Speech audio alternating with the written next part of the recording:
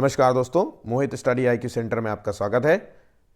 आज हम CDP से संबंध में जो है एक कंप्लीट वीडियो देख रहे हैं, कंप्लीट रिवीजन वीडियो देख रहे हैं जो कल के एग्जाम्स के लिए आपके लिए महत्वपूर्ण होगा। एक राउंड जो है रिवीजन कर लीजिए, ठीक है। आखिरी संग्राम वीडियो इसे कह सकते हैं। इसमें खास क्वेश्चंस दिए गए हैं। बाकी क्वेश्चंस जो नॉर्मल मतलब है तो बहुत सारे इंपॉर्टेंट, लेकिन कुछ क्वेश्चंस जो आपको पता होता है, एक सामान्य जानकारी होती है, ऐसे क्वेश्चंस को रखा गया है और जो है कुछ क्वेश्चंस भी जो है यहाँ पे रखे गए हैं, ठीक है। तो इस वीडियो को देखते हैं। चलिए आइए क्वेश्चंस को सॉल्व करते हैं। आगे जो है क्वेश्चंस को सॉल्व करते वक्त चर्चा करेंगे। वीडियो अच्छा लगे तो प्लीज़ वीडियो को लाइक कर लीजिएगा, शेयर कीजिएगा और सब्सक्राइब कर लीजिएगा। चलिए पहला क्वेश्चन है, देखिए, कक्षा में जो है बच्चों को जो है प्रेरित समझा जा सकता है यदि।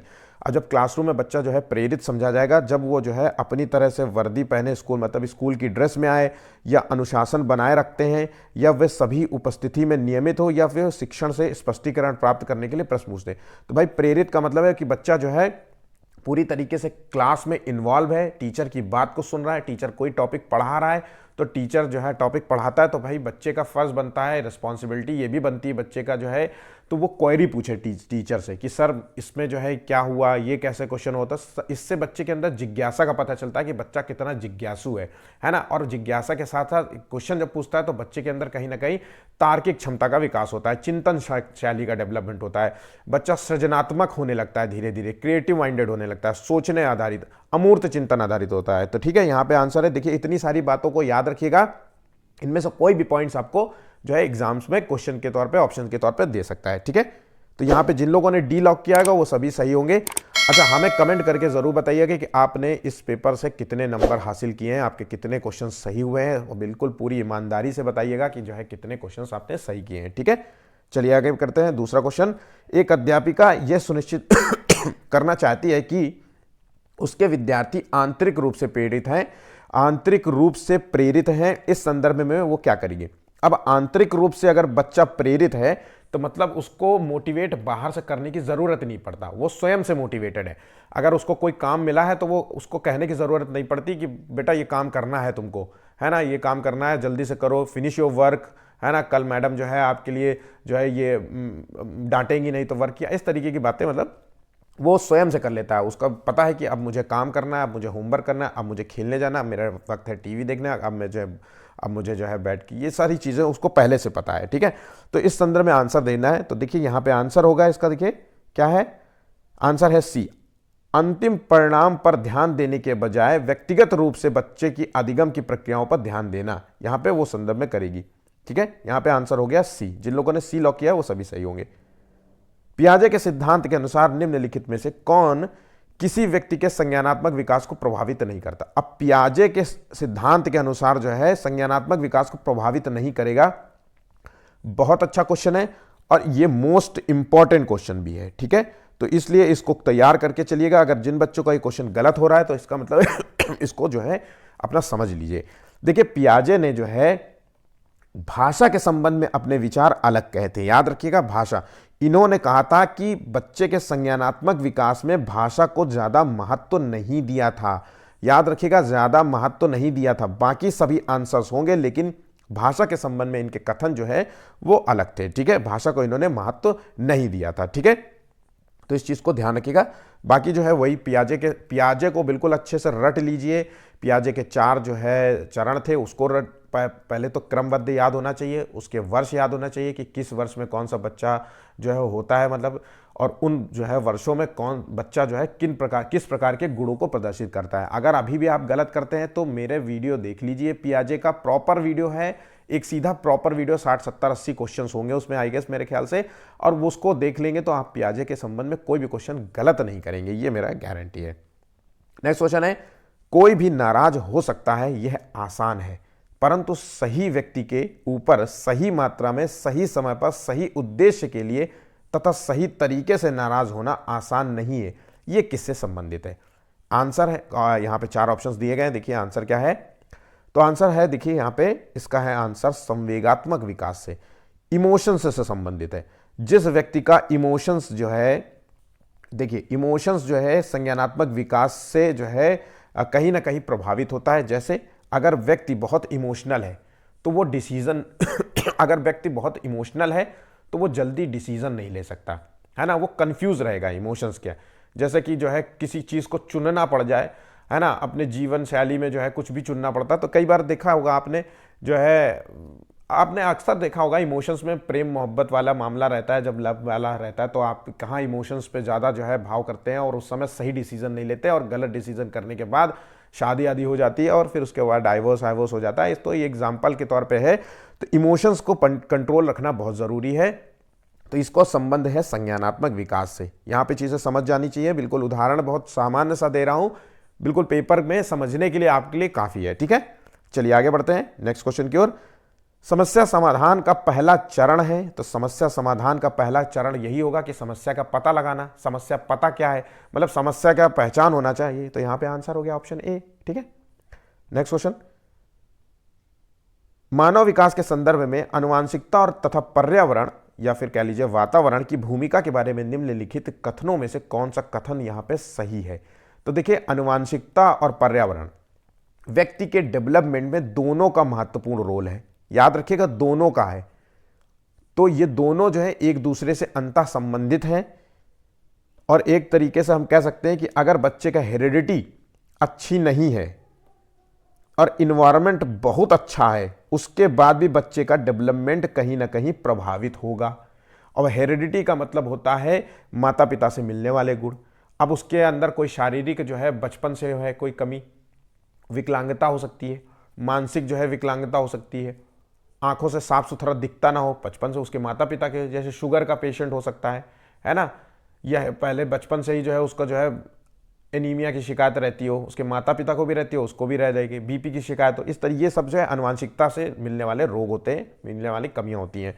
ठीक है, तो यहाँ पे जो आंसर होगा देखिए, तो ये आनुवांशिकता और पर्यावरण दोनों एक जटिल पारस्परिक क्रिया के रूप में मानव विकास को प्रभावित करते हैं। आंसर होगा यहाँ पे डी। बहुत इंपॉर्टेंट क्वेश्चन है, इसको बिल्कुल मिस मत करना। और लैंग्वेज बदल सकती है, लेकिन इसका जो परिभाषा है मैंने जो दिया है, डेवलपमेंट में दोनों का रोल है, एक कमजोर है तो दूसरा चाहे जितना बेहतर हो सकता है, डेवलपमेंट कहीं ना कहीं प्रभावित करेगा। ठीक है, अगला क्वेश्चन।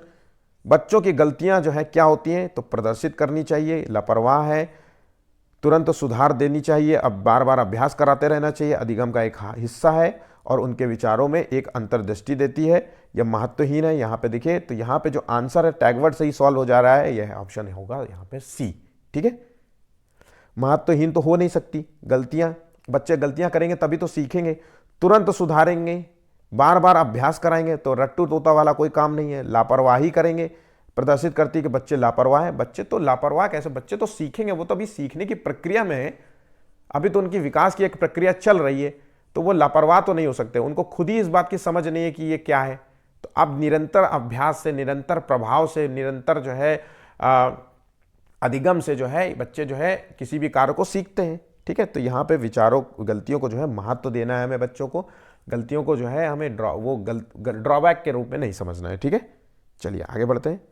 स्कूटर चलाने वाले व्यक्ति द्वारा कार चलाना सीखते समय उसके पूर्व अनुभव का सहायक होना किस प्रकार के अधिगम अंतरण का उदाहरण है। यह क्वेश्चन एक बहुत सामान्य सा क्वेश्चन है, बहुत पूछा जाता है। तो देखिए, जब कोई व्यक्ति पूर्व पहले से कोई चीज जानता है, मैं यहां पे देख रहा हूं, अगर वो कोई व्यक्ति पहले से किसी चीज को जानता है, कोई चीज वो जानता है और आगे वो कोई चीज सीख रहा है और वो उस आगे वाले सीखने में एक दूसरे की मदद कर रहा है, पिछला वाला ज्ञान आगे वाले ज्ञान से जो आगे वाले ज्ञान को मदद पहुंचा रहा है, तो इसको कहेंगे घनात्मक। क्योंकि यहां पे व्यक्ति कार चलाना सीख रहा है और वो पूर्व अनुभव उसको सहायता प्रदान कर रहा है, तो यहां पे घनात्मक अंतरण। अगर सहायता ना प्रदान करके जो है और जो है मतलब कमियां पैदा करता तो वो ऋणात्मक हो जाता, और न सहायता प्रदान करता ना जो है मतलब नुकसान पहुंचाता, तो वो शून्य अंतरण हो गया। यहां पर चीजें समझ गए होंगे। ठीक है, अच्छा, क्षैतिज अंतरण के बारे में भी जान लेते हैं। क्षैतिज अंतरण का मतलब होता है व्यक्ति द्वारा किसी विषय का ज्ञान जो है दूसरे विषय में हेल्प करे, उसी को कहते हैं क्षैतिज अंतरण। यहां पे रखिएगा, ठीक है। तो यहां जैसे क्या हो सकता है, क्षैतिज अंतरण का सबसे बेस्ट एग्जांपल है ये है कि व्यक्ति जो है मैथ सॉल्व कर लेता है, तो उसको जो है फिजिक्स में कहीं ना कहीं वो मैथ गणनाएं उसकी हेल्प करेंगी, तो यहां पे क्षैतिज अंतरण का उदाहरण होगा। ठीक है, अपनी कक्षा में सहयोगात्मक अधिगम का प्रयोग करते समय एक शिक्षक की भूमिका किस प्रकार की होती है। तो सहयोगात्मक अधिगम का प्रयोग करते समय एक टीचर की भूमिका क्या होती है, यहां पे इसका आंसर है। बहुत सिंपल क्वेश्चन है। तो देखिए, मूक दर्शक होना, बच्चा जो मूक दर्शक मतलब बस मुंह चिया के बैठे रहो और देखते रहो कि हाँ कर रहा है, ठीक है कर लेने दो, ये एक सहयोगात्मक हमें रूप में देखना है। कक्षा को छोड़ देना, बच्चों को स्वयं कार्य करने देना, ये भी बिल्कुल देखिए निगेटिव टैगवर्ड से हम कर रहे हैं इसको। सहयोगात्मक होना तथा प्रत्येक समूह की निगरानी करना, उस समूह का सहयोग करना जिसमें होनहार हो, तो यहां पे आंसर हो गया सी। ठीक है, बाकी तो टैगवर्ड ही हो गया निगेटिव। शिक्षण विधि का चयन करते समय निम्नलिखित में से किसको ध्यान में रखने की आवश्यकता नहीं है। देखिए, गौर से पढ़िएगा क्वेश्चंस को। ऑफलाइन पेपर है, जैसे मैं गोला लगा देता हूं वैसे ही पेंसिल से अपना गोला लगा लीजिएगा, गलतियां ना करना।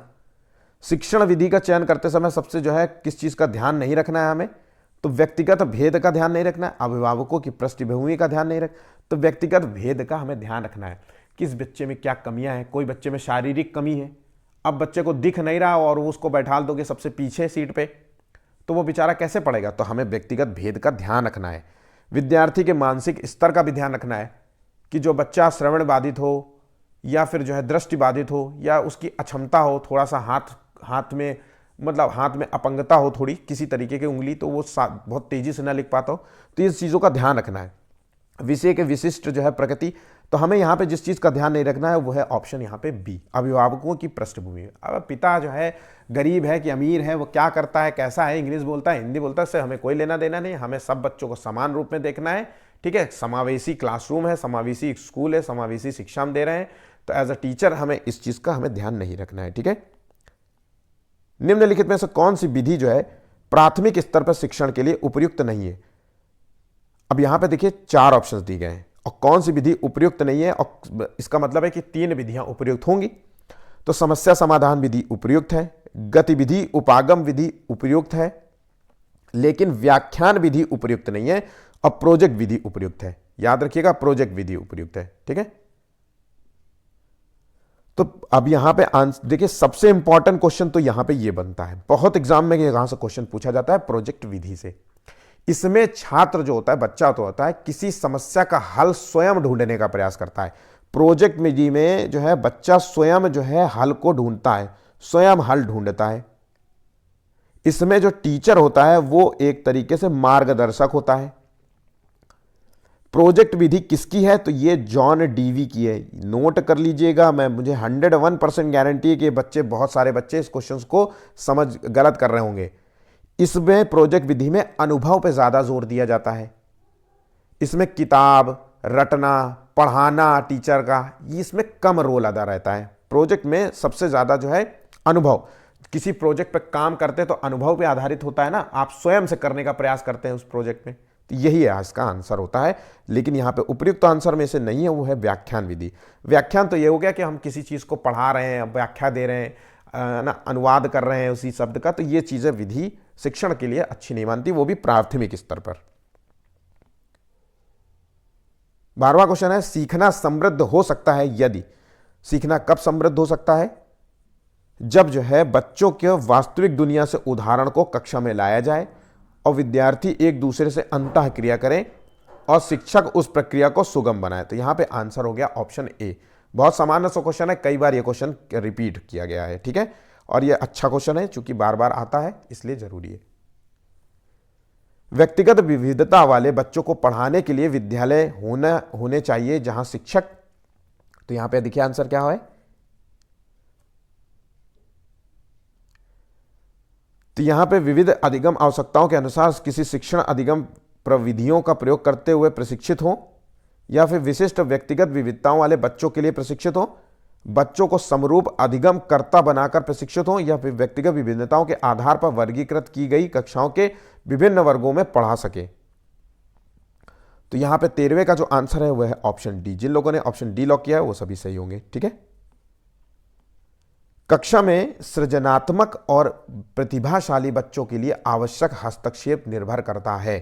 अब सृजनात्मक बालक प्रतिभाशाली बालक क्या होते हैं, ये तो हमें बिल्कुल रटा होना चाहिए। तो यहां पे जो आंसर है वो है ए, शिक्षक द्वारा अनुकूलित और प्रेरक निर्देशन तरीकों के उपयोग पर। अब बाकी जो है 4 ऑप्शन देखिए टैग वर्ड से ही हो जाएंगे। उन्हें अतिरिक्त समय न दे करके, गलत। ज़्यादा स्नेही होने के नाते पर, गलत।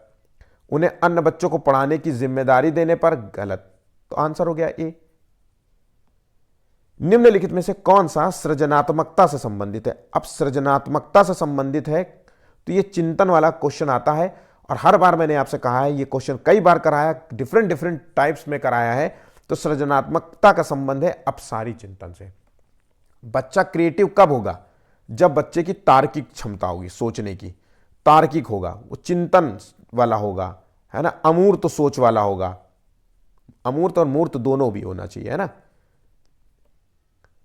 बच्चा जो है प्रॉब्लम के सॉल्यूशन देने में सक्षम हो, और प्रॉब्लम के कम से कम एक से अधिक सॉल्यूशन दे सके, कई सॉल्यूशन दे सके। तो अपसारी चिंतन का मतलब होता है कि बच्चा जो है ऐसे सोच रखने वाला हो, चिंतन शैली वाला हो, जो जब उससे कोई क्वेश्चन पूछा जाए तो उसके एक उत्तर ना सुझा करके वो 2-3 उत्तर दे दे। जैसे हम उदाहरण के तौर पे जो अक्सर एग्जाम्पल देते हैं हम, कि पर्यावरण जो है को नुकसान पहुंचाने वाले कारकों के बारे में बताइए, या बेटा बताओ कि प्रदूषण क्या होता है और कहां से फैलता है, कैसे फैलता है। तो बताएगा सर वायु प्रदूषण भी होता है, ध्वनि प्रदूषण भी होता है, जल प्रदूषण भी होता है। कैसे फैलता है सर? जो है कोयला जलाने से फैलता है सर, लकड़ी जलाने से फैलता है सर, गंदगी करने से फैलता है सर। ये जो, तो ये प्रॉब्लम का सोल्यूशन कई दे रहा है ना यहाँ पे।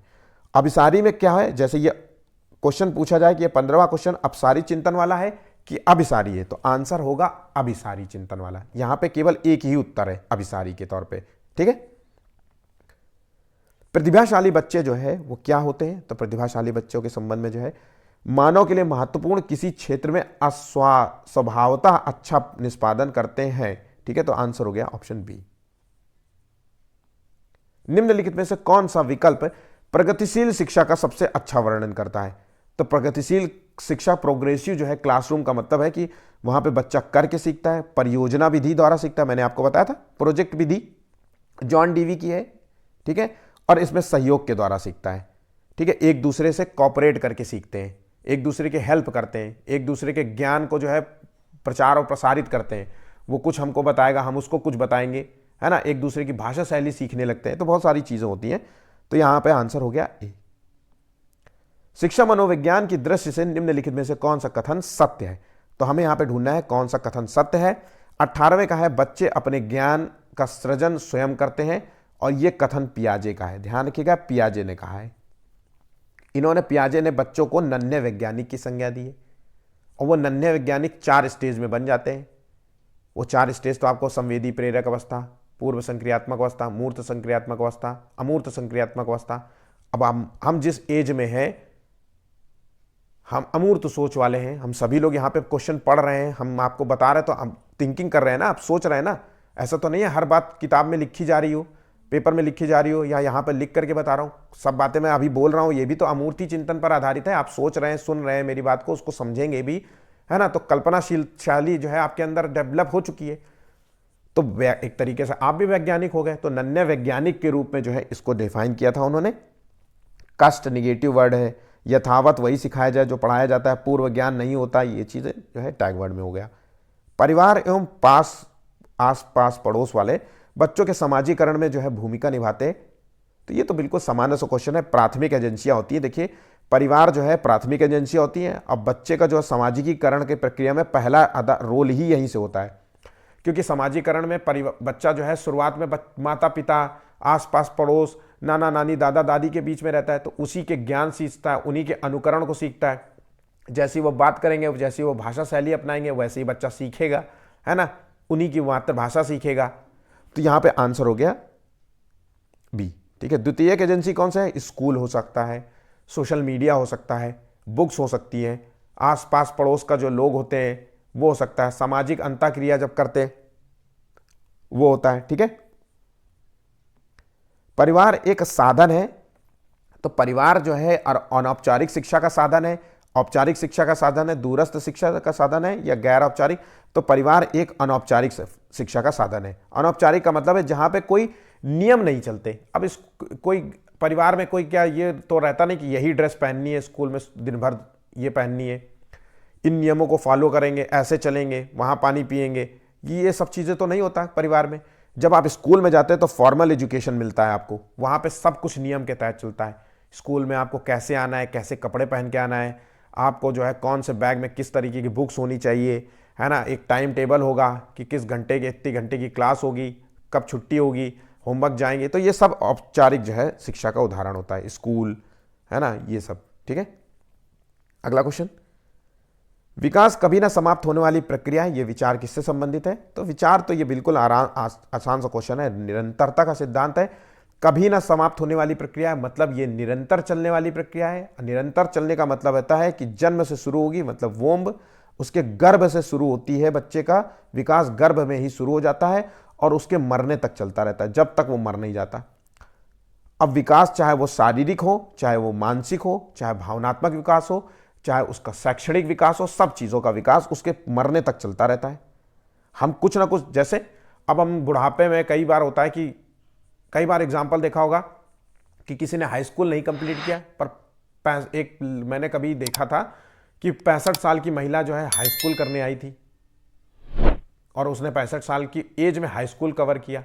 तो विकास की प्रक्रिया चल रही ना उसकी, है ना। तो यहां पे आंसर हो गया ऑप्शन बी। प्रत्येक शिक्षार्थी स्वयं में यूनिक होता है, इसका क्या अर्थ होता है? तो यूनिक है मतलब उसके, अब यूनिक क्यों होगा? उसका डेवलपमेंट जो होता है हेरेडिटी और इन्वायरमेंट से होता है, और हेरेडिटी जो है वो उसके माता पिता से मिली है। और एक ही माता पिता से जन्मे दो बच्चे के जो हेरेडिटी में चेंजेस हो सकता है। एक बच्चा हो सकता है प्रतिभाशाली हो सकता है कि वो म्यूजिक में बहुत अच्छा हो, और दूसरा बच्चा जो है मैथ में बहुत अच्छा हो, पढ़ने में, हो सकता है ना, ये पॉसिबिलिटी है। तो हेरेडिटी और इन्वायरमेंट से संबंध में है। तो यहां पे जो है अंतर पाया जाता है। तो यहां पे कभी भी दो बच्चे जो है अपनी योग्यता रुचियों में एक समान नहीं हो सकते, इसलिए यूनिक है वो। ठीक है, प्राथमिक शिक्षक के लिए बाल मनोविज्ञान का ज्ञान आवश्यक है। तो एज अ टीचर जो है चाइल्ड जो है साइकोलॉजी को समझना बहुत ज़रूरी है। अगर आप जो है प्री स्कूल में पढ़ाते हैं, प्राइमरी स्कूल में पढ़ाते हैं, तो उनको अनुशासित बनाए रखने में जो है मदद करता है, या फिर जो है परिणाम के लिए उन्नति देता है, या फिर बच्चों को अभिप्रेरित करने के लिए सुविधाजनक तरीका बन चुका है, या फिर बच्चों के व्यवहार को समझने के लिए शिक्षक की सहायता करता है। तो 23वें का जो आंसर है वो है ऑप्शन यहाँ पे डी। मनोविज्ञान जो है व्यवहार, बच्चों के जो है व्यवहार से है, उनके एक्शन से है। तो ये जो है मनोविज्ञान जो है बच्चों के व्यवहार को समझने में टीचर की हेल्प करता है, और उसी के आधार पर टीचर जो है वही जो हेल्प करेगा, तो फिर उसी के आधार पर टीचर जो है उसी शिक्षण प्रक्रियाओं का इस्तेमाल करेगा। अब उसको पता ही नहीं है कि दृष्टिबाधित बच्चे को किस तरीके से हैंडल करना है, तो वो कैसे उस मनोविज्ञान को समझ ही नहीं पा रहा है। या वो बच्चा बहुत चिड़चिड़ा है, बहुत लड़ाकू टाइप का है, गाली गलौज करता है स्कूल में आकर के। कई होता है ना भाई, बच्चे की परवरिश ही ऐसी हुई है, इन्वायरमेंट उसका ऐसा था, तो ऐसा कैसे हो सकता है? तो यहां पे आंसर हो गया डी। ठीक है, बालक का विकास जो है परिणाम है, किसका परिणाम है? तो ये तो पहले ही करा चुके हैं। यहाँ पे एक बच्चे का जो डेवलपमेंट होता है हेरिडिटी और इन्वायरमेंट का परिणाम है, इन दोनों की अंतःक्रिया का परिणाम है। एक में भी कमी है तो बच्चे का डेवलपमेंट कहीं ना कहीं प्रभावित होगा, इसलिए दोनों का सही होना जरूरी है। ठीक है, चलिए नेक्स्ट क्वेश्चन, किसी विद्यार्थी की सबसे महत्वपूर्ण विशेषता है। अब विद्यार्थी जीवन की सबसे महत्वपूर्ण विशेषता क्या हो सकती है? ईमानदारी, सहभागिता, आज्ञाकारिता, उत्तरदायित्व की अनुभूति। यहां पे देखिए आंसर लगाइए। बच्चे जो है बहुत इसमें कंफ्यूज हो रहे होंगे, मुझे पता है पक्का। यहां पे सहभागिता आंसर होगा, कॉपरेशन। देखिए एक दूसरे का सहयोग बहुत जरूरी होता है विद्यार्थी जीवन में। एक दूसरे की नॉलेज जो है, अगर मान लीजिए सहयोग नहीं करेंगे, अब आपके बगल में बच्चा पढ़ रहा है, आपका दोस्त पढ़ रहा है, वो मान लीजिए लिखने में स्लो है और आप लिखने में तेज हैं, और आप उसका सहयोग नहीं करेंगे तो वो छूट जाएगा उसका लिखना। अगर वो किसी चीज़ में कंफ्यूज हो रहा है, आप उसको बताएंगे नहीं तो वो कहीं ना कहीं जो है वो पढ़ नहीं पाएगा, समझ नहीं पाएगा। तो एज अ दोस्त, as a help, as a मतलब फ्रेंड जो है, हमें एक दूसरे की मदद करनी चाहिए। ठीक है, तो यहां पे आंसर हो गया सी। बहुत लोग जो है आज्ञाकारिता लगा रहे होंगे। देखिए जरूरी तो सभी चीजें हैं यहां पे, उत्तरदायित्व की अनुभूति होना, सेंस ऑफ रेस्पॉन्सिबिलिटी, ईमानदारी, आज्ञाकारिता, लेकिन चार ऑप्शंस में एक जो सबसे बेस्ट आंसर होगा वो है सी। ऐसे क्वेश्चंस आयोग जरूर मतलब ऐसे क्वेश्चंस जो है एग्जाम में जरूर पूछे जाते हैं, ताकि आप कंफ्यूज रहें और जो है हम लोग भी जो है कहेंगे कि अरे यार चार में से हम ये आंसर है, कुछ नया होगा तो अब बाद में पता चला इसने जो है आंसर दिया सी, अब कहेंगे चलो आंसर तो सभी सही थे। ठीक है, तो यहां पे ध्यान रखिएगा आंसर हो गया सी।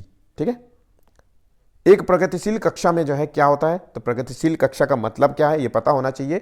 प्रोग्रेसिव क्लासरूम क्या होती है, तो प्रोग्रेसिव क्लासरूम वहां होती है जो समावेशी शिक्षा को बढ़ावा दे, बच्चे का संपूर्ण विकास को बढ़ावा दे, बच्चे का जो है तार्किक चिंतन को जो है बढ़ावा दे, बच्चे के भावनात्मक विकास को बढ़ावा दे, बच्चे को जो है करके स्वयं से जो है करने पे प्रेरित करे, प्रोजेक्ट विधि पे काम कराए।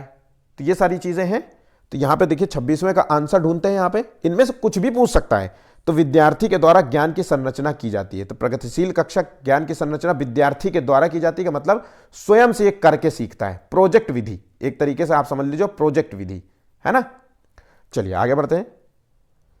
आनुवांशिकता और पर्यावरण की भूमिका के बारे में निम्नलिखित में से कौन सा कथन जो है सत्य होगा। वही एक सामान्य सा क्वेश्चन लेकिन कई बार रिपीट होता है।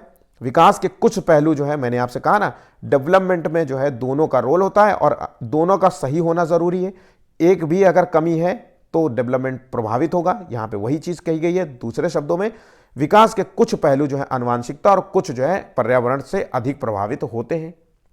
ठीक है, नेक्स्ट क्वेश्चन।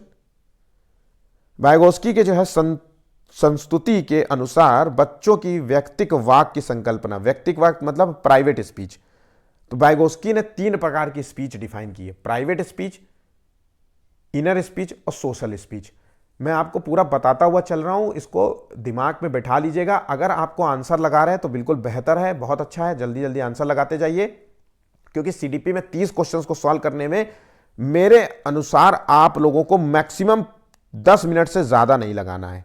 ध्यान रखिएगा 10 मिनट से ज्यादा नहीं लगाना है। ठीक है, तो यहां पे व्यक्तिगत वाक्य के बारे में क्या है, तो यहां पे 28वें का जो आंसर होगा वो होगा, स्पष्ट करती है कि बच्चे अपने ही कार्यों को निर्देशित करने के लिए भाषा का प्रयोग करते हैं। अब व्यक्तिगत वाक्य का मैं सबसे अच्छा उदाहरण दूंगा कि आप एक बच्चा जो है शीशे के सामने खड़ा होता है, ठीक है, और वो शीशे के सामने खड़ा होकर के अपने से बात करता है। अब कहता है अरे कल, जैसे मैं खड़ा हो जाऊं, आप एक शीशे के सामने खड़ा हूं, कल तो यार बच्चों का एग्जाम है, पूरा तो पेपर मैंने करा दिया है, सब कुछ तो मैंने करा दिया है, जितना भी टॉपिक्स था मैंने सब कवर कर दिया, मैक्सिमम टॉपिक्स कवर किए हैं, जितनी बार मैंने वीडियो डाले हैं सब बच्चों ने देखा भी है, इस पर कमेंट भी किया है। ठीक है ना। तो ये जो बात है ना, मैं और किसी से नहीं कर रहा हूं, मैं स्वयं से कर रहा हूं अपनी प्रॉब्लम्स। अरे यार मैं एक टॉपिक छूट गया मेरा, मैं उसको भी डाल देता हूं, अच्छा मैं अभी डाल देता हूं, तो शायद कुछ तो बच्चे जो देखेंगे, एटलीस्ट कम से कम, जो ज़्यादा नहीं देख पा रहे तो चलो 2000 बच्चे देख रहे हैं तो कोई बात नहीं, ऐसे जो है। तो ये व्यक्तिगत वाक्य होता है। और इनर स्पीच में व्यक्तिगत वाक्य जो है इनर स्पीच में कन्वर्ट हो जाती है जैसे आपकी उम्र एज बढ़ती है। अब इनर क्या है, वही चीज, सेम चीज मन ही मन में सोच रहा हूं, जितना मैंने कुछ बोला है अब मन ही मन में, ऐसा वैसा मन ही मन में, तो वह व्यक्ति है। सोशल में एक दूसरे से बातचीत होती, यहां पे चीजें समझिएगा, बहुत इंपॉर्टेंट है ये क्वेश्चन। सामाजिकीकरण एक प्रक्रिया है, यहां से क्वेश्चन आपको मिलेगा, बहुत सामान्य सा है। सामाजिकीकरण क्या होता है, तो ये आपको पता होना चाहिए। समाज के द्वारा बनाए गए कुछ मूल्य होते हैं, कुछ नियम होते हैं, उनको जो है फॉलो करना होता है एज अ नागरिक, एज अ व्यक्ति। ठीक है, और हर मोहल्ले हर जगह का जो है एक अलग अपने नियम होते हैं। अब मैं यूपी में रहता हूं तो यूपी में जिस क्षेत्र में रहता हूं वहां के कुछ नियम होते हैं, लोग उसको फॉलो करते हैं। सोसाइटी में रहते हैं तो उसके कुछ नियम होते हैं। हरियाणा के लोगों के कुछ अपने ही नियम होते हैं, पारिवारिक कुछ नियम होते हैं। तो ये समाजीकरण में ऑप्शन होते हैं ए। ठीक है, चलिए आगे बढ़ते हैं। लॉरेंस कोलबर्ग के सिद्धांत में कौन सा स्तर जो है नैतिकता की अनुपस्थिति को सही अर्थ में सूचित करता है। मतलब यहां पे बोल रहा है लॉरेंस कोलबर्ग ने, पहली बात तो आपको पता होना चाहिए कि लॉरेंस कोलबर्ग ने नैतिक विकास का सिद्धांत दिया था। इसके तहत 3 चरण जो है इन्होंने दिए थे और प्रत्येक चरण में 2 स्टेजेस दिए थे। तो मतलब इस तरीके से कह सकते हैं कि टोटल 3 चरण हैं और 6 स्टेजेस हैं, या फिर 6 जो है उसके सब जो है चरण हो सकते हैं, ये कह सकते हैं। ठीक है, प्रत्येक चरण के 2-2। ठीक है, तो यहां पे पहला जो चरण है जिसमें नैतिकता की अनुपस्थिति होती है वो है चरण 1, जिसका नाम है प्री कन्वेंशनल लेवल, या पूर्व जो है परंपरागत स्तर कह सकते हैं। बहुत इंपॉर्टेंट है, नैतिकता की अनुपस्थिति रहती है तो इसका मतलब है कि बच्चे को नैतिकता बाहर से मिलती। कहां से मिलती है? बाहर से। बाहर से मिलती है नैतिकता, बाहर से मिलेगी। बाहर से मतलब मैं आप बच्चे को बताऊंगा बेटा ये गलत बात है, चोरी नहीं करना चाहिए, है ना, ऐसी बातें गलत होती हैं, ये सब बातें नहीं कहनी चाहिए, है ना। तुम करके बात नहीं करते, आप करके बात करते हैं, बड़ों से ऐसे बात नहीं करते। तो ये जो नैतिकता की बातें मैं सिखा रहा हूँ बच्चे को, मैं बाहर से सिखा रहा हूँ, है ना। और इस स्टेज में बच्चा जो है दंड से बचने के लिए, डांट से बचने के लिए जो है आज्ञा का पालन करता है। तो दंड से बचने के लिए वो आज्ञा का पालन करता है। अगर क्वेश्चन आपसे पूछे कि नैतिकता की अनुपस्थिति बच्चे के अंदर होती है, आंतरिक कारणों से होती है, या बच्चे के अंदर नैतिकता जो है आ चुकी होती है, तो वो तीसरा स्टेज है। ठीक है, मतलब उसको हमें नैतिकता की शिक्षा नहीं देनी पड़ती, वो स्वयं से जानता है कि क्या सही है और क्या गलत है। ठीक है, नेक्स्ट पॉइंट, निम्नलिखित में से कौन सा कथन समावेशी शब्द को सर्वाधिक उपयुक्त रूप से परिभाषित करता है। अब समावेशी शब्द का मतलब होता है क्या, ये मैंने कई बार आपको बताया है। तो विशेष आवश्यकता वाले बच्चों को विशिष्ट विद्यालयों में शिक्षा देना। समावेशी का मतलब होता है जहां पे सामान्य बच्चे और विशेष आवश्यकता वाले बच्चे, दोनों बच्चे वहां पे पढ़ते हो, अमीर गरीब सब बच्चे पढ़ते हो। तो यही आंसर हमें ढूंढना है। विशेष आवश्यकता वाले बच्चों को, बालकों को विद्यालयों में विशिष्ट कक्षा में शिक्षा देना, या फिर विशेष आवश्यकता वाले बालकों को समान कक्षा में अधिकतम समय शिक्षा देना, या फिर विशेष आवश्यकता वाले बच्चों को समान कक्षा में पूरे समय शिक्षा देना। तो यहां पे देखिए, विशेष आवश्यकता वाले बच्चों को विशिष्ट विद्यालय में शिक्षा देना, विशिष्ट कक्षा में जो है देना, तो समान कक्षा में अधिकतम समय तक शिक्षा देना, यह आंसर हो सकता है। निम्नलिखित में से क्या समावेशी कक्षा में शिक्षक की भूमिका नहीं है। तो निशक्त जो है बच्चों पर ध्यान नहीं देना चाहिए, बच्चों की आवश्यकता के अनुरूप जो है बैठने की व्यवस्था करना चाहिए, ये हमें करना है समावेशी, क्योंकि वहां पे विशेष आवश्यकता वाले बच्चे भी हैं। शिक्षक के सीखने की में अक्षम अतिरिक्त समय देना होगा, मैंने आपको पहले ही बता दिया, इससे पहले वाले प्रोत्साहित करना चाहिए। यहां पे जो आंसर होगा वो है गलत होगा, ऑप्शन ए। नेक्स्ट क्वेश्चन है, बच्चे दुनिया के बारे में अपनी समझ का सृजन करते हैं, इसका श्रेय जाता है किसको। तो ये बताया था मैंने आपको, ये पियाजे का कथन है। बच्चे अपने वातावरण से सीखते हैं, ये भी पियाजे ने कहा था। बच्चे दुनिया के बारे में अपनी समझ का सृजन करते हैं, ये पियाजे ने कहा। बच्चे नन्हे वैज्ञानिक होते हैं, ये पियाजे ने कहा। पियाजे ने बच्चे के संज्ञानात्मक विकास में भाषा को महत्व नहीं दिया है, या फिर हम कहीं पर आ जाए कि कम महत्व दिया, तो याद रखना कम महत्व भी लगा सकते हैं। ठीक है, चलिए आगे बढ़ते हैं। घटना और वस्तुओं के बारे में एक बच्चा तार्किक रूप से सोच सकता है, पियाजे के चरणों के संबंध में सही कथन है। अब बच्चा तार्किक रूप से सोच रहा है, अगर इस शब्द को बस याद रखना है, तो हमें 4 चरण में सीधा सीधा नाम दिया है कि एक तार्किक जो है एक मूर्त संक्रियात्मक अवस्था होता है। तो यहां पे आंसर देखना है, ये है कॉन्क्रीट ऑपरेशनल प्रोसेस, ये 3rd स्टेज है, ये जो है 4th है, आखिरी है, ये 2nd नंबर का स्टेज है, सेंसरी ये 1st स्टेज है। इन स्टेजेस के बारे में पूरी तरीके से जो है ईमानदारी से रट लीजिए, तैयार कर लीजिए, जैसे समझ सके वैसे कर लीजिए। बहुत इंपॉर्टेंट है, यहां से 3 क्वेश्चन आपके मिलेंगे, 3 क्वेश्चंस आएंगे, आपको याद रखना। ठीक है, नेक्स्ट क्वेश्चन, कोलबर्ग के अनुसार सही और गलत प्रश्नों के बारे में निर्णय लेने में शामिल चिंतन प्रक्रिया को कहा जाता है। सही और गलत के बारे में निर्णय लेना है हमें, और इसमें चिंतन प्रक्रिया को हम नैतिक तर्कना नाम देंगे। नैतिक तर्क करना कि क्या सही है क्या गलत है, और फिर जो हमें सही लग रहा है या फिर जो सही है, सच में नैतिक रूप से सही है, सामाजिक रूप से सही है, उस तरफ जाना ही नैतिक तर्कना कहलाता है। नैतिक दुविधा जो होता है, याद रखिएगा, इन 2 शब्दों में कंफ्यूज मत होइएगा। नैतिक दुविधा का मतलब होता है कि 2 समान चीजों में, 2 सबसे प्रिय चीजों में यह बताना कि जो है चुनना। ठीक है, जैसे हम बच्चे से पूछे कि बेटा मम्मी पापा में से किसको सबसे ज्यादा प्यार करते हो, या फिर 2 चॉकलेट अगर दी जाएं तो उसमें से एक चॉकलेट उठाओ, तो वो दुविधा में बेचारा पड़ जाएगा कि अरे मुझे तो दोनों चाहिए। माता पिता में वो तो दोनों से प्यार करता है, भाई बहन में वो सभी से प्यार करता है। ठीक है, चलिए आगे बढ़ते हैं। 36वां क्वेश्चन है, बच्चों के बारे में निम्नलिखित जो है कथनों में से किस कथन से वाइगोस्की सहमत है। वाइगोस्की ने जो है सामाजिक सांस्कृतिक सिद्धांत दिया था, ये तो आपको पता ही होना चाहिए। मतलब कह सकते हैं कि बच्चे के संज्ञानात्मक विकास में समाज का और संस्कृति का और इसके बाद जो है भाषा का सबसे बड़ा रोल होता है। तो इसके आधार पर हमें आंसर देखना है। तो बच्चे समवयस्कों और वयस्कों के साथ सामाजिक अंतःक्रिया से सीखते हैं, आंसर हो गया। आकर्षक पुरस्कार की कोई बात ही नहीं है यहां पे। चिंतन को तब समझा जब प्रयोगशाला में पशुओं पर प्रयोग किए गए, इससे दंड देने वाला कोई बात ही नहीं है। तो ठीक है, टैगवर्ड से हो गया। एक बच्चा तर्क प्रस्तुत करता है कि आप मेरे लिए कर दें, ये कर दें और मैं आपके लिए ये कर दूंगा। कोलबर्ग की नैतिक तर्कणा की जो है किस अवस्था के अंतर्गत बच्चा आएगा। अब देखिए, कोलबर्ग ने जो सिद्धांत दिया था वो नैतिक विकास का सिद्धांत दिया था। ये आपको बिल्कुल रटा होना चाहिए, किसी भी रूप में गलत नहीं होना चाहिए। ठीक है, बच्चे को अच्छे और बुरे का बोध होना ही नैतिकता होता है ना। इसमें क्या होता है, बच्चा नैतिक तर्कणा वही हो गया ना कि सही तरफ जाना, मतलब हम कह सकते हैं कि समाज के अनुरूप आचरण करना। तो यहां पे कह रहा है कि तुम मेरे लिए ये कर दो और मैं तुम्हारे लिए ये कर दूंगा। अगर तुम मुझे टॉफी दोगे तो मैं तुम्हारा ये काम कर दूंगा, तुम मुझे पुरस्कार दोगे तो मैं आपका ये काम कर दूंगा। तो ये होता है सहायक उद्देश्य अभिविन्यास। और ये किस स्टेज का है, तो ये देखिए नैतिक विकास के सिद्धांत में 3 चरण बताए थे। ये 3 चरण बिल्कुल याद होने चाहिए। Pre conventional stage, conventional stage, post conventional stage. English में टर्म इसको याद रखना, क्योंकि हिंदी में कई इसके नाम हैं। फिर भी हिंदी में जो है प्री कन्वेंशनल को बोलते हैं पूर्व परंपरागत स्तर, फिर दूसरा आ गया परंपरागत स्तर, और जो है ये उत्तर, या कह दीजिए उत्तर परंपरागत स्तर भी कह सकते हैं। ठीक है,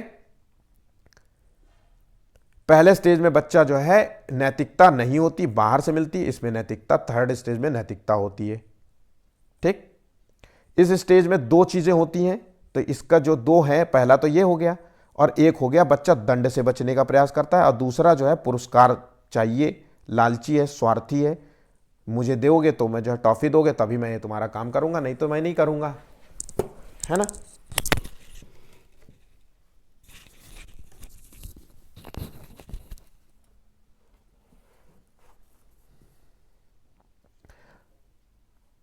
तो अक्सर आपने देखा होगा कि लव लेटर जो है बच्चों को दे देते हैं आप, और फिर उसको एक टॉफी दे देते हैं कि जाओ उस दीदी को दे आओ जा करके, तो बच्चा दे आता है जा करके। वो इसी स्टेज में होता है। ठीक है, चलिए आगे बढ़ते हैं अगले क्वेश्चन की ओर। इसको पढ़ के जाइएगा। कोलबर्ग का संबंध में जो है क्वेश्चन है उसको तैयार करके जाइएगा। तीनों स्टेज और मतलब जो 3 स्टेजेस हैं, pre conventional, conventional, post conventional, और इसके सब जो है स्टेजेस हैं उनको पढ़ के जाइएगा, रट के जाइएगा। मैं ये फिर कह रहा हूं, नहीं पढ़ा है तो मेरा वीडियो देख लीजिए, कोई और वीडियो देख लीजिए, जैसे भी बस तैयार करने से मतलब होना चाहिए। ठीक है, वाइगोस्की के अनुसार समीपस्थ विकास का क्षेत्र क्या होता है। वाइगोस्की के संबंध में आपको 4 चीजें याद रखनी है। एक तो मैंने आपको बताया था सोशल स्पीच, इनर स्पीच, ये बताया था ना, आंतरिक स्पीच, निजी वाणी, व्यक्तिगत स्पीच। तो 3 जो है चीजों को याद रखना है। उसके साथ साथ ZPD, स्कैफोल्डिंग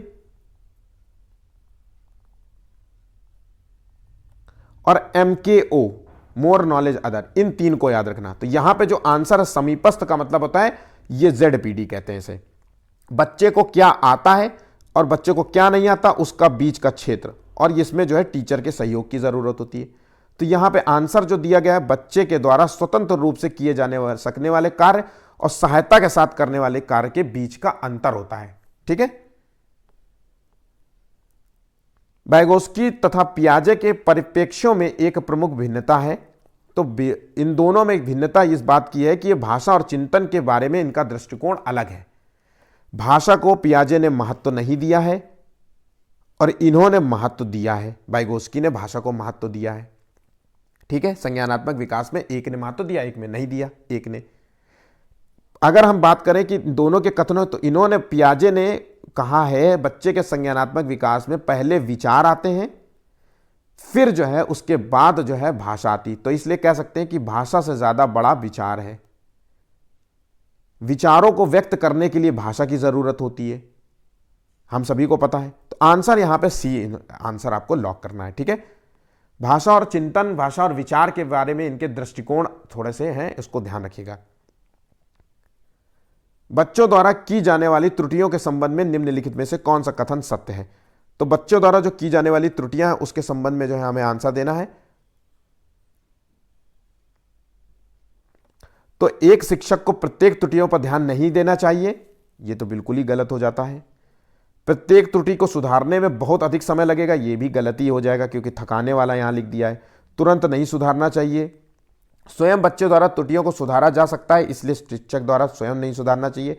यदि एक शिक्षक कक्षा में सभी बच्चों की त्रुटियों को सुधारने योग्य नहीं है तो यह संकेत है कि टीचर जो है शिक्षा की व्यवस्था असफल है। तो यहां पे जो सही कथन है वो है ऑप्शन डी। ठीक है, नेक्स्ट क्वेश्चन, बाल केंद्रित शिक्षा में शामिल है। तो बाल केंद्रित चाइल्ड सेंटर्ड जो है एजुकेशन में बच्चा जो है स्वयं से करने के लिए प्रेरित होता है। इसमें स्वयं से बच्चे को करने के लिए प्रोत्साहित किया जाता है। बच्चे के चिंतन जो है, बच्चे की जो है शैली को डेवलप करने की कोशिश की जाती है। तो यहां पे जो है हस्त जो है परक गतिविधियां होती है। कोने में बैठाना, प्रतिबंधित परिवेश में अधिगम, जहां पे मतलब जाना ही नहीं है वहां पे क्यों हम पढ़ाएंगे, ये गतिविधियां उनमें खेल में शामिल नहीं होते। तो ये सब चीजें ऑप्शंस गलत होंगे। ठीक है, मूल्यांकन से क्वेश्चन आपको मिलेगा और इनफैक्ट मूल्यांकन से तो सभी सेक्शन में मिलेगा आपको क्वेश्चन। तो यहां पे बहुत आसान है। मूल्यांकन का मूल उद्देश्य ये होता है कि बच्चे की कमियों को जानना और उसका सुधार करना। आंसर ढूंढते हैं, बच्चे उत्तीर्ण अनुत्तीर्ण में घोषित करना, बच्चा क्या सीखा है ये जानना, और बच्चे के सीखने में आई कठिनाइयों को जानना, उपरोक्त सभी। अब देखिए यहां पे कंफ्यूज करने वाला एक क्वेश्चन लग रहा है मुझे, क्योंकि उत्तीर्ण और अनुत्तीर्ण के रूप में घोषित करना यह मूल्यांकन का उद्देश्य ही नहीं है। मूल्यांकन का उद्देश्य होता है यह जानना कि बच्चा क्या जान पाया है, कितना सीखा है, और जो सीखा है उसमें क्या कमियां हैं, उसमें क्या कठिनाइयां आ रही हैं, उसका निदान करना होता है। तो आंसर हो सकता है बोथ, बी और सी। तो यहां पे बी एंड सी हो सकता है, लेकिन उत्तीर्ण और अनुत्तीर्ण घोषित करना तो यह बिल्कुल नहीं हो सकता। तो या तो आयोग जो है इसका यहां पे आंसर ऑप्शन डी में बी और सी देगा, या फिर इनमें से कोई एक ऑप्शन बी काट देगा या सी काट देगा। ठीक है, तो यहां ध्यान रखिएगा, ऐसे क्वेश्चंस को बहुत गौर से सॉल्व करिएगा। डिसलेक्सिया संबंधित है किससे? तो डिसलेक्सिया डिस्ग्राफिया पठन विकार के संबंध में मैंने ऑलरेडी एक प्रॉपर वीडियो बनाया है, वो आपको देखना चाहिए। ठीक है, क्योंकि वहां से आपको क्वेश्चन मिलेगा देखने को। तो डिसलेक्सिया जो होता है ये एक पठन संबंधी विकार होता है। इसमें बच्चा जो है बी को डी पढ़ता है, डी को बी पढ़ता है, स को वाज पढ़ता है, वाज को स पढ़ता है, कुछ वर्ण कुछ भी पढ़ सकता है ना। तो वो पठन संबंधी विकार है। कुछ समय तक रहता है, जैसे जैसे निरंतर अभ्यास करता रहता है, टीचर के प्रभाव में रहेगा, पेरेंट्स उसको सिखाते रहेंगे, वैसे वैसे वो धीरे धीरे समय आते ही 1-1.5 साल में वो विकार भी दूर हो जाता है। ठीक है, यहां आंसर हो गया। गणितीय कौशली समस्या से जो है संबंध में है, डिस्कैलकुलिया कहते हैं उसे। लेखन विकार को कहते हैं डिस्ग्राफिया। ठीक है, वाक संबंधी विकार को ऑटिज्म भी कह सकते हैं। सामाजिक विकार भी है, बोलने में दिक्कत होती है, बोलता ही बात नहीं करेगा एक दूसरे से। ठीक है, स्वालीनता भी कह सकते हैं हिंदी में इसको। 44वां क्वेश्चन है, हार्वर्ड गार्डनर द्वारा निम्नलिखित में से एक को छोड़कर बाकी सभी बुद्धि के प्रकार बताए गए हैं। तो हार्वर्ड गार्डनर ने जो है मल्टीपल इंटेलिजेंस का सिद्धांत दिया था। इसके तहत 9 प्रकार की बुद्धि के रूप में इन्होंने डिफाइन किया। वैसे तो 7 डिफाइन किया था, फिर 8वां जोड़ा, फिर उसके बाद एक और जुड़ गया। तो इस तरीके से 9 प्रकार की बुद्धियां आज के संबंध में है। तो इन्होंने कहा व्यक्ति की बुद्धियां जो है एक नहीं हो सकती, समान बुद्धि नहीं हो सकती, इसमें कई विलक्षण बुद्धियों का योग भी होता है। जैसे एक व्यक्ति में सामान्य जो है क्रियाकलाप जो हम लोग करते हैं डेली, है ना, वो तो सामान्य बुद्धि के अंतर्गत आता है। लेकिन हमसे अगर कहा जाए कि म्यूजिक, ये लोग गिटार पकड़ो, गिटार बजाओ, तो ये नहीं कर सकता। ये तो मेरा एक दोस्त बेहतर कर सकता है क्योंकि उसके पास ये इंटेलिजेंस पावर है, तो वो म्यूजिक में अच्छा है। एक मेरा दोस्त मैथ में अच्छा है, मैं गणनाओं को पेपर के द्वारा सॉल्व करने का प्रयास करता हूं, या फिर मैं अपने जो है विचारों से भी कोशिश करूंगा तो उसमें समय लगेगा। लेकिन मेरा दोस्त जो है एसएससी का एग्जाम देते वक्त जब 100 क्वेश्चन उसको मेंस में मिलते थे, पहले 2014 की मैं बात बता रहा हूं, उसने उन क्वेश्चंस को जो है 35 मिनट में पूरा सॉल्व करके बैठ गया। जो पेपर 3 घंटे का हो रहा है वो 35 मिनट में सॉल्व करके बैठ रहा है। मतलब वो पास तो ऑलरेडी हो ही रहा है। ठीक है, तो ऐसे जो है, तो यहां पे जो बाकी एक को छोड़ करके सभी हैं, तो वो है सृजनात्मकता जो है बुद्धि नहीं है। ठीक है, यहां पे भाषा का मतलब है जैसे कवि, राइटर जो होते हैं उनकी होती है। अंतर्वैयक्तिक जो है, अंतःवैयक्तिक जो है संबंध, यहां पे सभी चीजों को तैयार करते हुए चलिएगा, बिल्कुल भी गलत मत करना। बस यहां पे मेरा कहने का मतलब है आप सब चीजों पे ध्यान रखिएगा। आरटीए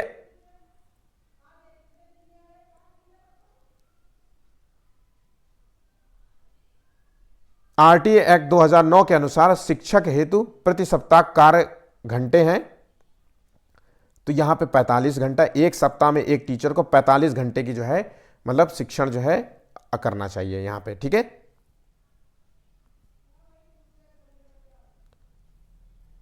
बुद्धि का कौन सा सिद्धांत जो है सामान्य बुद्धि जी और विशिष्ट बुद्धि एस की उपस्थिति का समर्थन करता है?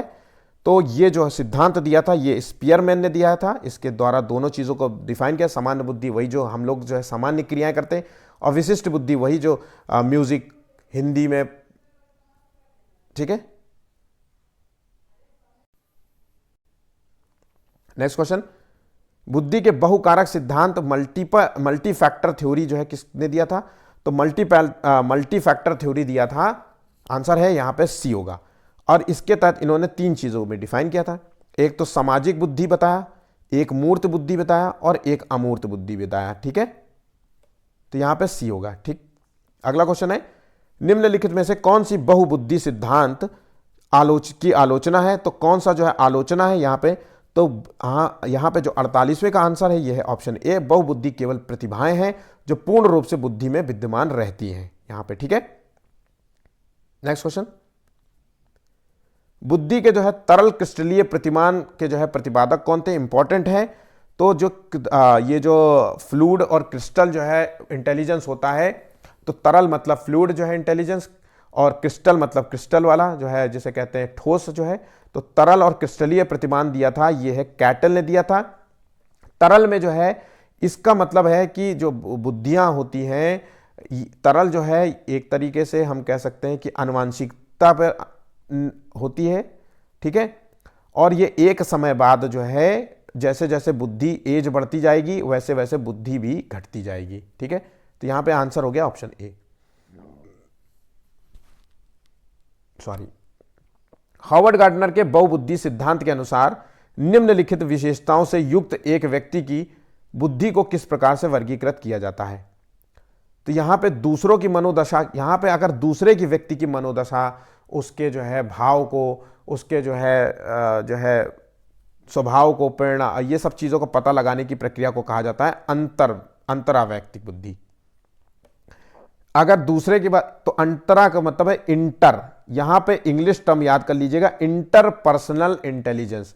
और यहां पे जो होता है इंट्रा, यहां पे जो है व्यक्ति स्वयं की भावनाओं को जो है समझने का प्रयास करता है, जैसे गौतम बुद्ध थे, है ना, अनेक विचारक होते हैं, ये सब चीजें, ठीक है। तो यहां पे आंसर हो गया ऑप्शन बी। दूसरे का आता है तो अंतरा, इंटर, दूसरे इंटर हो गया, और जो है अगर अपने बारे में आया तो इंट्रा, ठीक है। बहुत अच्छा क्वेश्चन है 91 में, जिसको नहीं पता है वो नोट कर लीजिए, याद कर लीजिएगा। जिन इच्छाओं की पूर्ति नहीं होती उनका भंडार ग्रह जो है कहां होता है? तो ये होता है आंसर यहां पे देखिए इदम, इड कहते हैं इसे। अब इड और इदम में क्या अंतर होता है ये आपको पता होना चाहिए, बहुत अच्छे तरीके से आंसर इसको जो है पता होना चाहिए। तो इडम में जो है जिन इच्छाओं की पूर्ति नहीं होती है ना, तो यहां पे बच्चा स्वार्थी होता है, लालची होता है, तो इन इच्छाओं की दबी हुई इच्छाएं जो है यहां पे होती हैं इदम में, बच्चे में शुरुआत से आ जाती हैं। नेक्स्ट होती है ईगो, ये मानवतावादी होता है, इसमें बुद्धि, चेतना, तार्किकता पर आधारित होता है ना, व्यक्ति जो है बुद्धि चेतना से काम करता है। इसमें यह होता है बच्चे के अंदर जो है उचित और अनुचित का जो है मतलब भाव होता है कि क्या सही है और क्या गलत है, उसमें क्या डिसीजन लेना है, इस तरीके का भाव होता है, ठीक है। लेकिन सुपर ईगो जो होता है वो आध्यात्मिक चला जाता है, मतलब गलत करेगा ही नहीं, गलत विचार आएगा ही नहीं, अरे भैया ये सब नहीं करता मैं, है ना, बिल्कुल भी नहीं, मेरे जीवन का उद्देश्य ही नहीं है ना। तो जैसे कुछ लोग, मान लीजिए उदाहरण के तौर पे कुछ लोगों ने पूरी ईमानदारी से नौकरी करते हैं, तो वो हो गया परम अहम में, मतलब नौकरी चली जाए, जान चली जाए, लेकिन बेईमानी नहीं करेंगे, करप्शन का एक पैसा नहीं लेंगे, तो वो परम अहम में होगा। पूरी तरीके से सामाजिक, पूरी तरीके से नैतिक, आदर्शवादी व्यक्ति होगा, गलत विचार ही नहीं लाएंगे अपने अंदर। लेकिन ईगो में क्या होता है, मानवतावादी, मानव के लिए काम करेगा, ठीक है, इधर उधर, मतलब समझ गए बात चीजें। तो यहां पे आंसर हो गया ऑप्शन ए। ये तीनों बातों को जो है नोट कर लीजिएगा, एग्जाम में इनमें से कुछ भी पूछ सकता है। भारतीय समाज की बहुभाषिक जो है विशेषता को डैश डैश के रूप में देखना जाना चाहिए। मैंने बार बार कहा है कि बहुभाषिता एक संसाधन है, यहां पे संसाधन के रूप में देखना चाहिए। आंसर हो गया ए। बताने की जरूरत नहीं है, समझाने की भी जरूरत नहीं है मुझे लगता है क्वेश्चन। राष्ट्रीय पाठ्य चर्चा की रूपरेखा एनसीएफ 2005 के अनुसार गणित शिक्षण का मुख्य उद्देश्य होती है। यहां से एक क्वेश्चन आपको 101% मिलेगा। मैंने प्रॉपर जो है वीडियो इसका बना रखा है, उसको देखिएगा जरूर और उसको तैयार करिएगा। बहुत सारे क्वेश्चन आपको बिल्कुल नहीं पता होंगे, मुझे 101% में गारंटी है, तो आप उसको जरूर देखिएगा अभी आपने नहीं देखा है तो एनसीएफ गणित का मूल उद्देश्य होता है बच्चे के अंदर गणित के लेकर के डर खत्म करना, रुचि पैदा करना और उसके अंदर तार्किक चिंतन और समस्या समाधान। देखिए, रुचि पैदा करना बहुत जरूरी है आज के समय में। अगर एक सर्वे बताता है कि आज के समय में, एक सर्वे अभी हुआ था कुछ टाइम पहले, मैंने पढ़ा था कि आज के समय में जो बच्चे हैं वो मैथ में बहुत वीक होते जा रहे हैं। तो मैथ में वीक इसलिए भी हो रहे हैं कि एक तो इंटरेस्ट नहीं ले रहे मैथ में, गणनाओं में। तो यहां अंक गणित का ज्ञान नहीं, लेकिन प्रति रुचि पैदा करना मूल उद्देश्य हो सकता है। लेकिन यहां पे सबसे अच्छा आंसर है ये ऑप्शन सी। बच्चे के अंदर मैथ को लेकर तार्किक चिंतन और समस्या समाधान योग्यता का विकास करना मूल उद्देश्य है। तो हमें आंसर में उद्देश्य जो होता है हमेशा बड़ा होता है, हमें छोटा नहीं होता। किसी भी प्रॉब्लम के कई कारक होते हैं, कई कारण होते हैं, लेकिन उन सभी कारणों में से हमें सबसे बड़ा कारण ढूंढना होता है। ठीक है, ऐसा नहीं है कि हम छोटा सा कारण। तो यहां पे रुचि पैदा करना नहीं है, बल्कि हमें बच्चे के सबसे ज्यादा बड़ा मोस्ट इंपॉर्टेंट ऑप्शन तो यही होगा। ठीक है, तो यहां कंफ्यूज मत होइएगा। भारत में अधिकांश कक्षाएं बहुभाषी होती हैं, इसमें टीचर द्वारा देखा जाना चाहिए। तो बहुभाषी कक्षा को संसाधन के रूप में देखना चाहिए, ना कि समस्या। एक दूसरे से जो है बहुभाषी में जो है हिंदी, इंग्लिश, मराठी, पंजाबी, गुजराती, इन सबसे एक दूसरे से कोई ना कोई भाषाएं सीखेगा। बच्चे के अंदर सामाजिकता की भावना आएगी, बच्चे के अंदर तार्किक क्षमता आएगी, तार्किक सोच बेहतर होगी, शब्द भंडार उसके बढ़ेंगे। ये सारी चीजें हैं। ठीक है, अगला क्वेश्चन। बच्चों को संकेत देना और आवश्यकता पड़ने पर सहयोग प्रदान करना निम्नलिखित में से किसका उदाहरण है। अब यहां पे बच्चे को संकेत दिया जा रहा है, मतलब यहां पे बात हो रही है टेम्परेरी हेल्प की हो रही है। तो मैंने आपको अभी बताया था कि वाइगोस्की ने 3 प्रकार की चीजों के बारे में बताया था। ZPD, स्कैफोल्डिंग जिसे कहते हैं पाड़, और तीसरा है MKO। तीनों को रट लीजिएगा अच्छे तरीके से। ZPD में बच्चे को क्या आता है, बच्चे को सहायता के साथ क्या कर सकता है, उसके बीच का क्षेत्र होता है ZPD।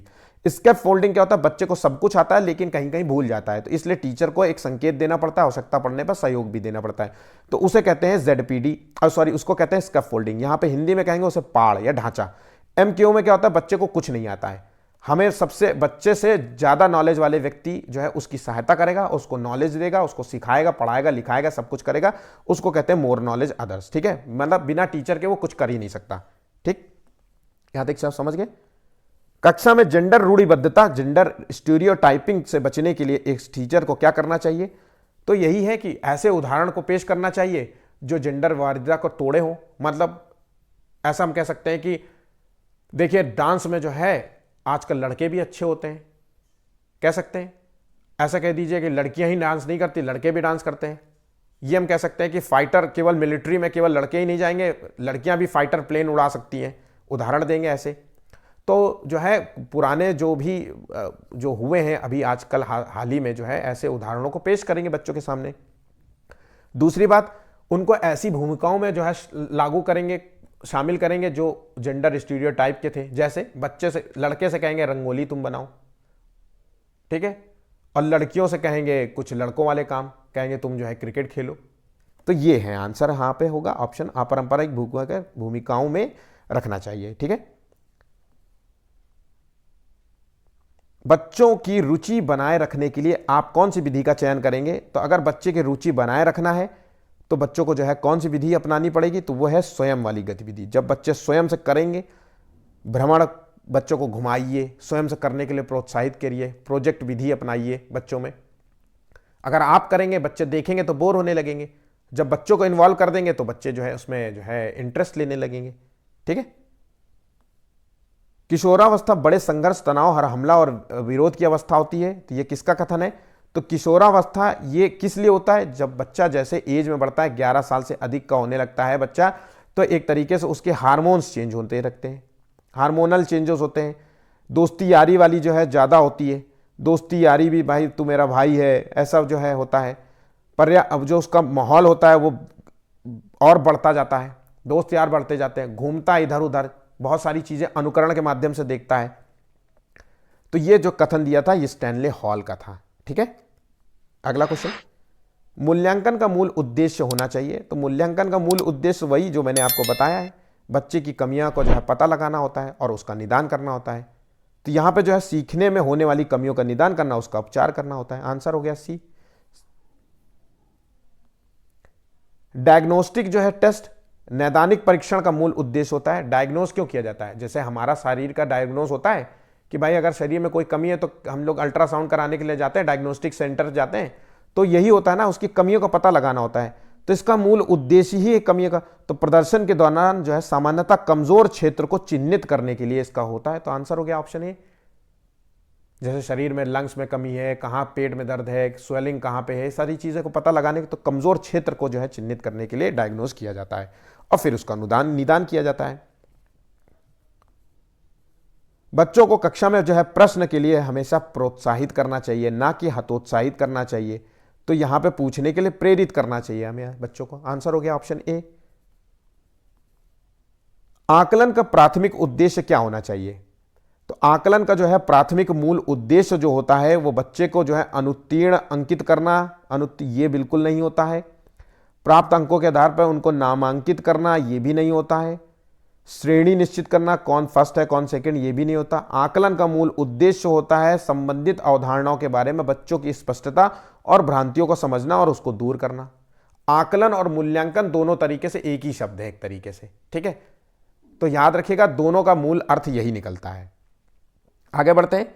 एनसीएफ जिसे कहते हैं नेशनल जो है करिकुलम फ्रेमवर्क तैयार किया गया था 2005 में। इसके अनुसार गलतियां इस कारण महत्वपूर्ण होती हैं। तो वही एक सामान्य सी चीज है, इसको डरिएगा नहीं इस नाम सुन करके। तो जो बच्चे के विचार की अंतर्दृष्टि उपलब्ध कराती है और समस्याओं को पहचानने में सहायता करती है। डांटने निगेटिव, कुछ बच्चों को हटाने निगेटिव, उत्तीर्ण अनुत्तीर्ण निगेटिव टैगवर्ड। तो यहां पे तो टैगवर्ड से ही क्वेश्चन सॉल्व हो गया। नेक्स्ट क्वेश्चन है, प्रथम बुद्धि परीक्षण जो है किसने किया था?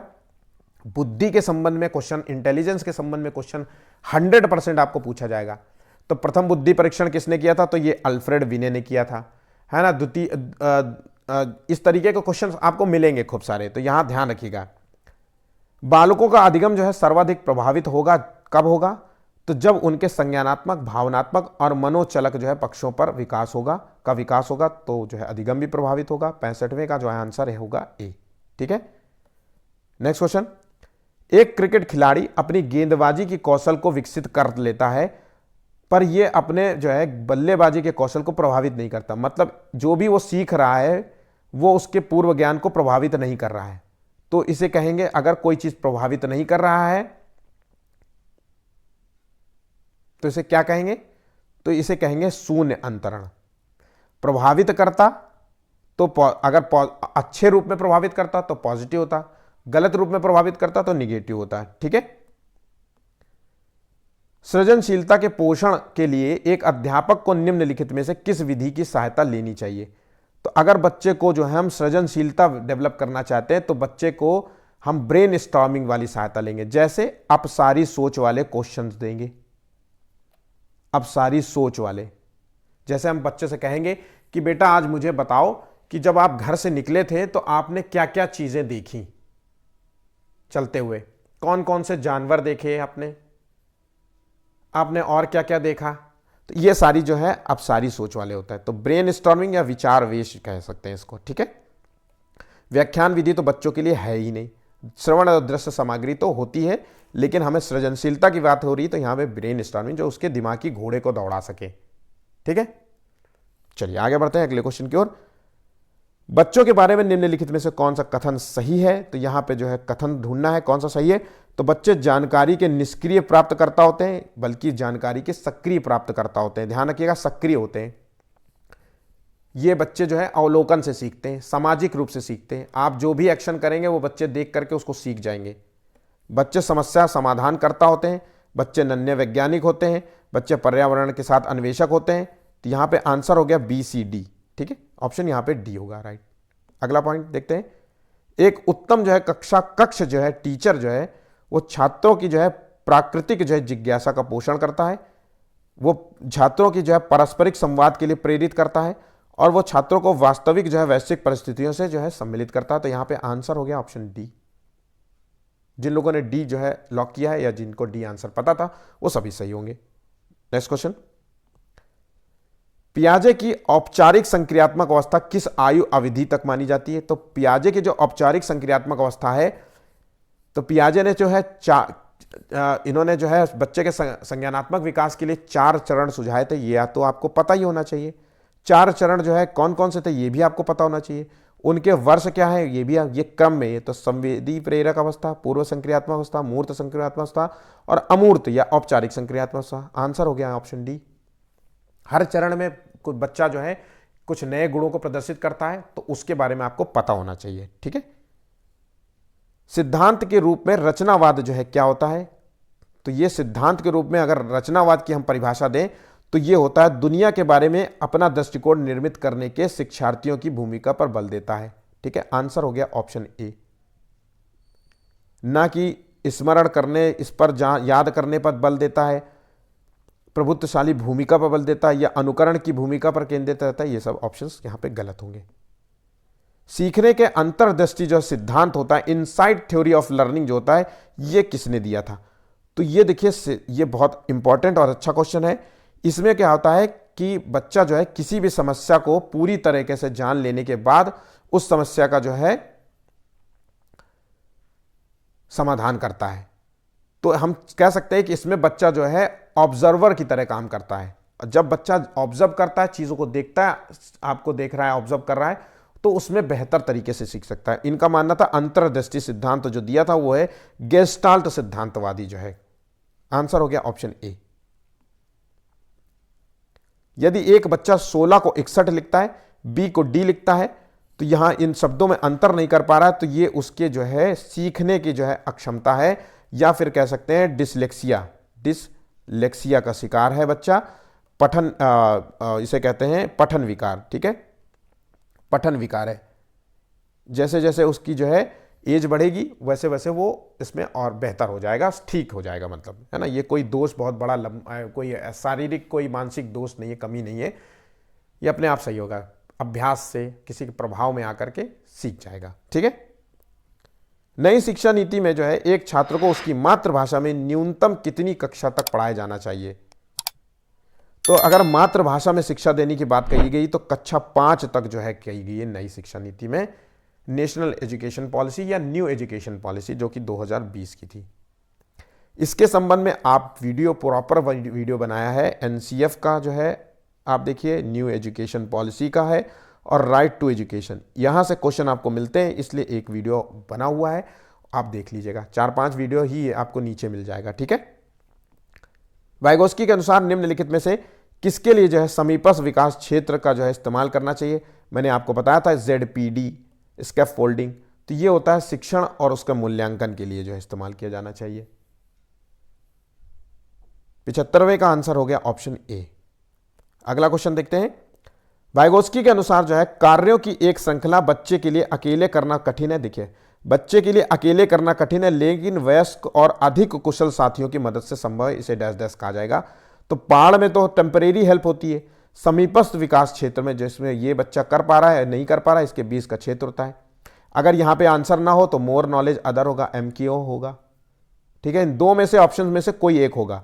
ठीक है, क्योंकि ये दोनों कंफ्यूज करते हैं आमतौर पे। ठीक है, तो यहां पे आंसर हो गया ऑप्शन सी।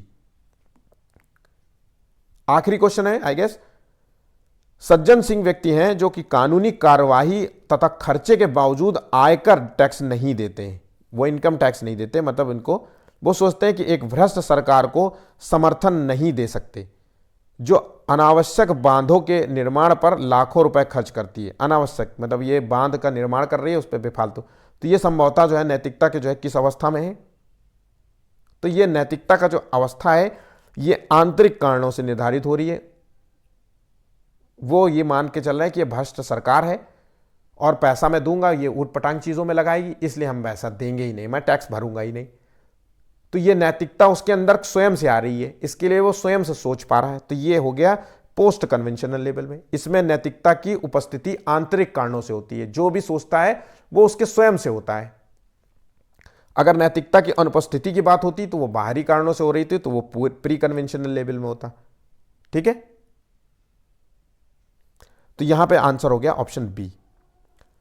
तो इस तरीके से पूरा जो है सीडीपी का जो है एक तरीके से महासंग्राम वीडियो कह लीजिए, है ना। तो ये वीडियो यहाँ पे समाप्त होता है। रिवीजन था, आपने यहाँ तक पूरा वीडियो देखा है तो मेरे ख्याल से पूरा सब कुछ मैंने रिवीजन करा दिया है। बातें भी मैंने बता दी कि किन चीज़ों पे आपको ध्यान रखना है। यहीं से क्वेश्चन आएंगे आपको। शब्द बिल्कुल भूलना नहीं है कि मूल्यांकन का मतलब क्या होता है, बहुभाषिता का मतलब क्या होता है, पियाजे का क्या है, कौन सा सिद्धांत दिया, वाइगोस्की ने क्या दिया, चोम्स्की ने क्या दिया, ये सब, विकास का क्या मतलब होता है, ये सब चीजें आपको बिल्कुल अच्छे तरीके से रटा होना चाहिए, दिमाग में बैठा होना चाहिए। ठीक है, और कुछ भी इसमें नहीं है। अधिगम विकार से संबंध में 1 क्वेश्चन 2 क्वेश्चन आपको मिलेगा, इसलिए इस टॉपिक को तैयार करते हुए चलिएगा। तो आज के लिए यहां पे वीडियो समाप्त होता है हमारा अभी के लिए फिलहाल। वीडियो पसंद आए तो प्लीज लाइक कर लीजिएगा, शेयर कीजिएगा और सब्सक्राइब कीजिएगा अगर नहीं सब्सक्राइब किया है तो। आज के लिए बस इतना ही है, धन्यवाद और गुड लक एग्जाम के लिए।